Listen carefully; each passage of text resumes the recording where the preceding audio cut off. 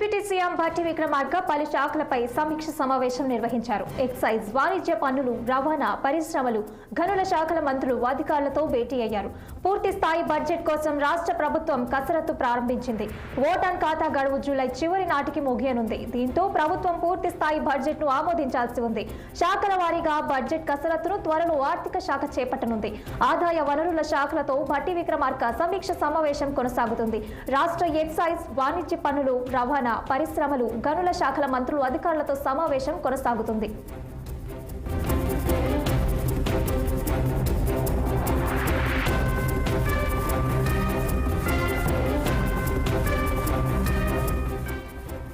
Vote on ఖాతా budget లో పొందుపరిచిన ఆదాయం, ఇప్పటి వరకు వచ్చిన ఆదాయం తదితర అంశాలపై సమావేశంలో చర్చించనున్నారు. ఆదాయం పెంచేందుకు ఆర్థిక వనరుల సమీకరణ అంశంపై కూడా సమావేశంలో చర్చించనున్నారు. లోక్సభ ఎన్నికల నేపథ్యంలో రాష్ట్ర ప్రభుత్వం ప్రస్తుత ఆర్థిక సంవత్సరానికి పూర్తి స్థాయి బడ్జెట్ ను ప్రవేశపెట్టకుండానే ఓటాన్ ఖాతాను ప్రవేశపెట్టింది. 2024-25 ఆర్థిక సంవత్సరం మొదటి 4 నెలలకు రాష్ట్ర ప్రభుత్వం ఓటాన్ ఖాతాను ఆమోదించింది. ఓటాన్ ఖాతా జూలై చివరి వరకు చెల్లుబాటు అవుతుంది.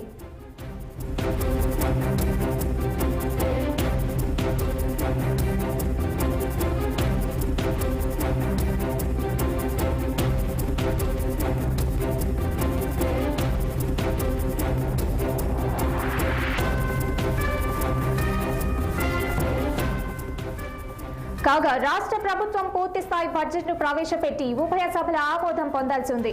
ఇందుకోసం ఈ నెలాఖరు లేదా వచ్చే నెలలో బడ్జెట్ సమావేశాలు జరిగే అవకాశం ఉంది.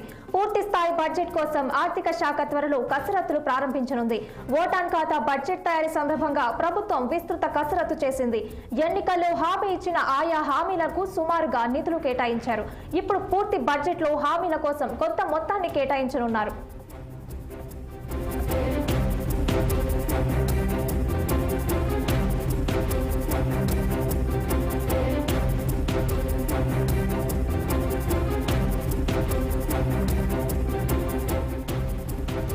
$2 లక్షల వరకు రైతు రుణమాఫీకి కూడా నిధులు కలుపుతారు. వీటన్నిటికి సంబంధించి త్వరలో శాఖల వారీగా ఆర్థిక శాఖ కసరత్తు ప్రారంభించనుంది. జూలై నెలలో పూర్తి స్థాయి బడ్జెట్ తయారీకి సంబంధించి ఆయా శాఖల నుంచి నిర్దిష్టమైన ప్రతిపాదనలు తీసుకుని ప్రణాళిక సిద్ధం చేస్తారు. ఈలోగా కేంద్ర ప్రభుత్వం కూడా పూర్తి స్థాయి బడ్జెట్ ప్రవేశపెడితే నిధుల విషయంలో మరింత స్పష్టత వచ్చే అవకాశం ఉంది.